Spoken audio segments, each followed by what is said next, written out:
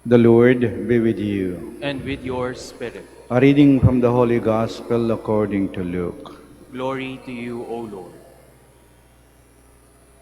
Raising his eyes toward his disciples, Jesus said, "Blessed are you who are poor, for the kingdom of God is yours. Blessed are you who are now hungry, for you will be satisfied. Blessed are you who are now weeping, for you will laugh. Blessed are you when people hate you, and when they exclude you and insult you, and denounce your name as evil, on account of the Son of Man. Rejoice and leap for joy on that day. Behold, your reward will be great in heaven. For their ancestors treated the prophets in the same way.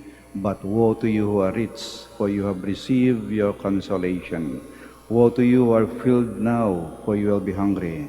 Woe to you who laugh now, for you will grieve and weep.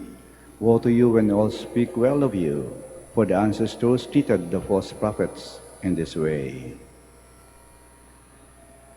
The Gospel of the Lord. Praise to you, Lord Jesus Christ. Please be seated. Mapapalad ang mga walang laman ang mga palad. At ang walang laman ang mga palad, hindi ito nangahulugan na ikaw ay mahirap, kapuspalad, nagikahos, pulubi. Hindi. Ibig sabihin ng walang laman ng mga palad ay bukas ang palad at laging umaasa sa Diyos.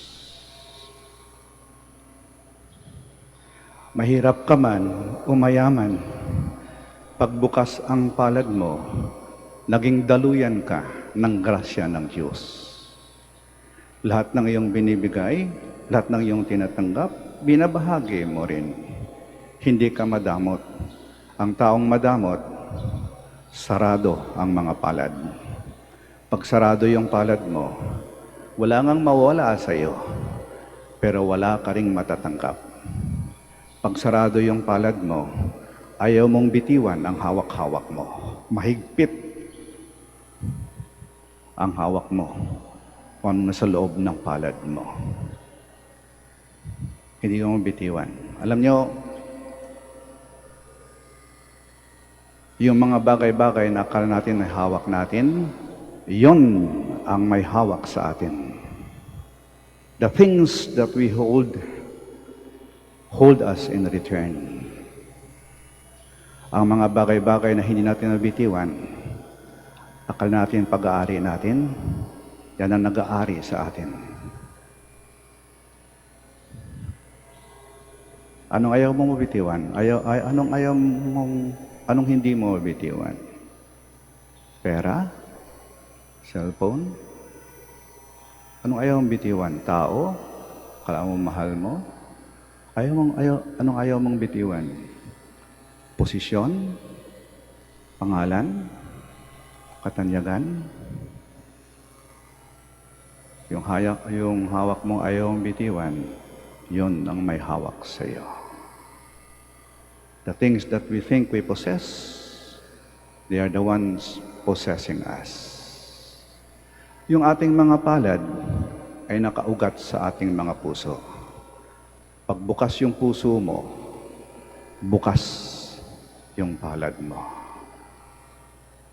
Kaya madaling tumanggap at madali ding bumitiw. Magaan. Lahat ng ito'y galing sa Diyos. Lahat ng ito'y babalik sa Diyos. Ang ating mga puso, ang ating kamay, ang ating palad ay nakaugat sa ating puso. Kung anong hawak natin, yun pala ang may hawak sa atin. Kung ganon, kung bukas ang ating palad, madali tayong hawakan ng Diyos. Pagbukas ang ating palad, madaling makipagdaop palad sa Diyos. Akala natin tayo may hawak sa Diyos, ang Diyos ang may hawak sa atin. Kaya nga ba, ang mga taong bukas palad,